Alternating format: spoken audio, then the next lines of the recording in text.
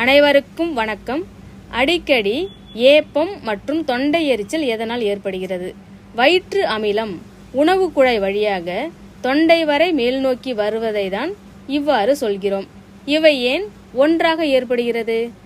அதாவது அமிலத்தின் வருகை. இரைப்பையிலிருந்து வெளியேறும் அமிலம் தொண்டையின் மென்மையான திசுக்களை தொடும்போது கடுமையான தொண்டை எரிச்சல் அல்லது கரகரப்பு ஏற்படுகிறது. இல்லைனா காற்றை விழுங்குதல், அதாவது தொண்டையில் உள்ள அமிலம் அசௌகரியத்தை குறைக்க மக்கள் அடிக்கடி எச்சிலை விழுங்குகிறார்கள். இதனால் அதிக காற்று வயிற்றுக்குள் சென்று பின் ஏப்பமாக வெளியேறுகிறது. இதனை உடனடியாக தீர்ப்பதற்கு நாம் என்ன செய்ய வேண்டும்? வெதுவெதுப்பான நீர், அதாவது தொண்டை எரிச்சலை குறைக்க வெதுவெதுப்பான நீரை குடிக்கலாம்.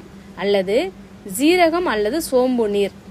ஜீரகம் அல்லது பெருஞ்சீரகத்தை, அதாவது சோம்பை தண்ணீரில் கொதிக்க வைத்து குடிப்பது வாயு தொல்லையை குறைத்து ஏப்பத்தை கட்டுப்படுத்தும்.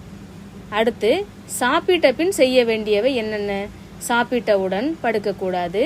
குறைந்தது 2 முதல் 3 மணி நேரம் நிமிர்ந்த நிலையில் இருக்க வேண்டும் அல்லது மெதுவாக நடக்க வேண்டும். உணவு கட்டுப்பாடு என்று எடுத்துக்கொண்டால் அதிக காரம், புளிப்பு, கொழுப்பு நிறைந்த உணவுகள், கஃபைன் மற்றும் கார்பனேட் பானங்களை தவிர்க்க வேண்டும். மருத்துவரை எப்போது அணுக வேண்டும்? இந்த அசௌகரியம் தற்காலிகமானது என்றால் வாழ்க்கை முறை மாற்றங்களால் சரி செய்து விடலாம். ஆனால் கீழ்கண்ட அறிகுறிகள் இருந்தால் உடனடியாக ஒரு மருத்துவரை அணுகி அமில எதிர்ப்பு மருந்துகளை ஆலோசனையின் பேரில் எடுக்க வேண்டும்.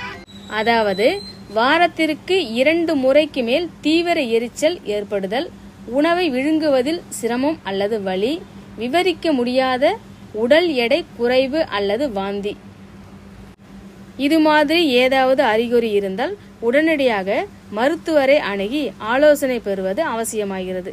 அனைவருக்கும் நன்றி, வணக்கம்.